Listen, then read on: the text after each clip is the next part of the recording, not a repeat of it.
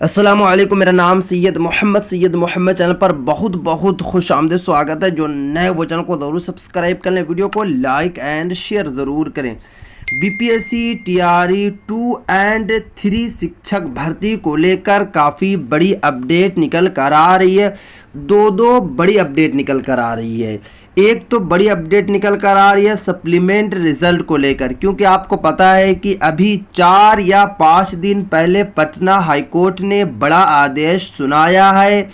BPSC से मांगा है रिपोर्ट कि आपने टीआरई 2.0 में सप्लीमेंट रिजल्ट क्यों नहीं जारी किया, क्योंकि ये काफ़ी बड़ी अपडेट है। पटना हाईकोर्ट ने सिर्फ और सिर्फ 1 हफ्ता का टाइम दिया है, यानी कि 15 से 20 अप्रैल के बीच में बीपीएससी को रिपोर्ट देना है पटना हाईकोर्ट में कि आपने टीआरई 2.0 में सप्लीमेंट रिजल्ट क्यों नहीं जारी किया। क्योंकि आपको पता है कि सरकार ने पहले ही वादा किया था, जब बीपीएससी का पहला एग्ज़ाम हुआ था, फेज 1 हुआ था, उस वक्त सरकार ने वादा किया था कि टीआरई 1 हो या फिर टीआरई 2 हो या फिर टीआरई 3 हो या फिर 4 या 5, जितनी भी बीपीएससी से टीचर्स बनेंगे उन सभी टीचर्स के लिए खुशखबरी है कि उनका सप्लीमेंट रिजल्ट भी आएगा। क्योंकि आपको पता है कि सप्लीमेंट रिजल्ट का मतलब ही ये होता है कि जिनका 1 नंबर कम हो गया या फिर 2 नंबर कम हो गया या फिर वो एज की वजह से बाहर, उन सभी को अंदर किया जाएगा। सप्लीमेंट रिजल्ट का ही यही मतलब है।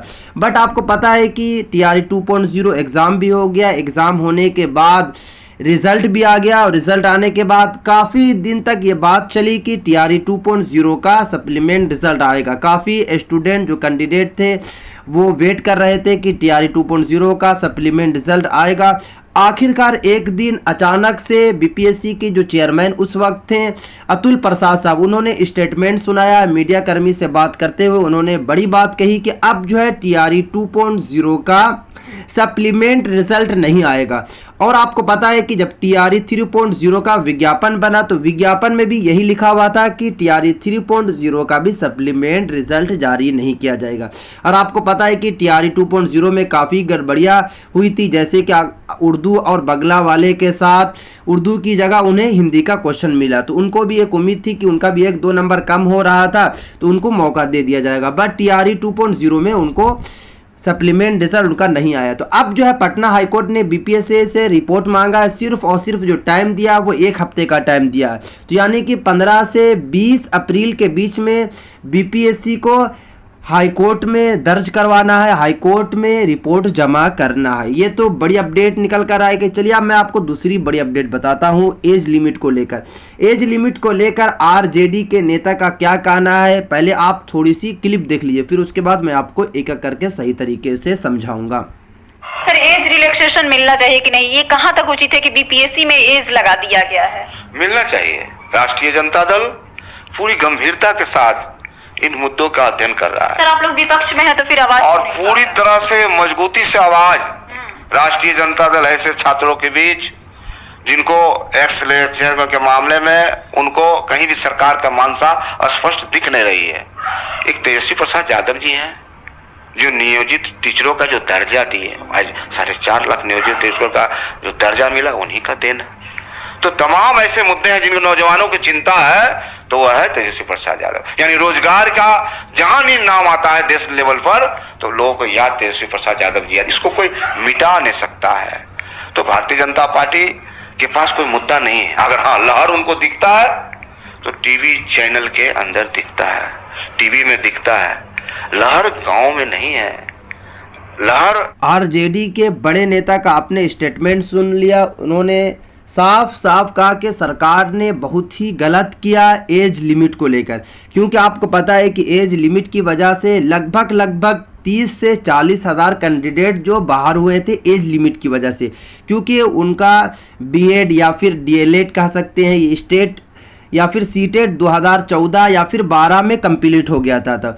अब जो है उनकी एज काफ़ी हो रही थी। और आपको पता है कि एज लिमिट जो रखी गई है, मैक्सिमम जो एज रखी गई है वो रखी गई है 37 साल, सिर्फ और सिर्फ 37 साल रखी गई है। और फीमेल के लिए 40 साल। तो उनकी जो एज जो है 1 साल 2 साल या फिर 3 साल ज़्यादा हो रही है। और सरकार ने वोट से पहले वादा किया था, जब बीपीएससी का जो एग्ज़ाम नहीं हुआ था उस वक्त वादा किया था कि एज लिमिट को लेकर कोई भी चिंतित नहीं होना है किसी भी कैंडिडेट को। आखिरकार बड़ा स्टेटमेंट आया TRE 3.0 में, विज्ञापन जब बना तो उन विज्ञापन में यही था कि 37 साल और 40 साल होनी चाहिए। अब बड़े बड़े नेता का कहना था उस वक्त, यानी कि TRE 3.0 से पहले, जैसे बीजेपी के जो नेता थे उनका कहना था, उस वक्त सत्ता में बीजेपी सरकार नहीं थी बिहार में, उन सभी का कहना था कि सरकार गलत कर रही है, एज लिमिट में छूट मिलनी चाहिए। और आपको पता है कि अब NDA की सरकार है, सुशील मोदी साहब का भी उस वक्त बड़ा बड़ा स्टेटमेंट आता था कि बिहार सरकार गलत कर रही है।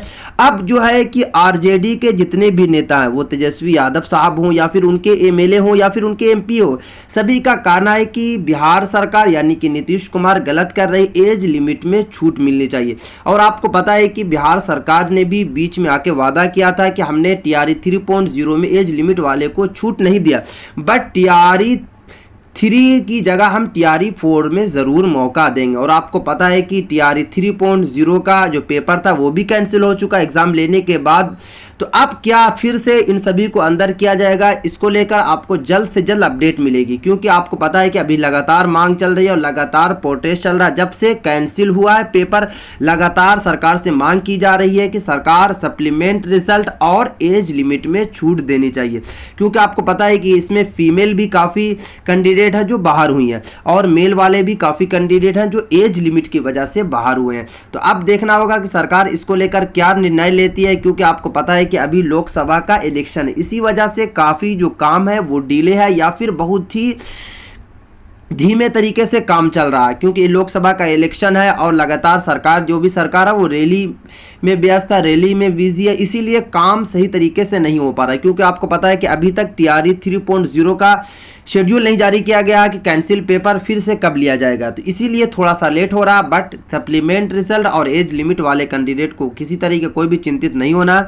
सरकार ने वादा किया है। और सप्लीमेंट रिजल्ट वाले के लिए तो काफ़ी बड़ी खुशखबरी है कि आपके साथ पटना हाईकोर्ट है। पटना हाईकोर्ट ने आपसे वादा किया है कि हम हर हाल में सप्लीमेंट रिजल्ट जारी करवाएंगे सरकार से, इसीलिए एक सप्ताह का टाइम भी दिया गया है।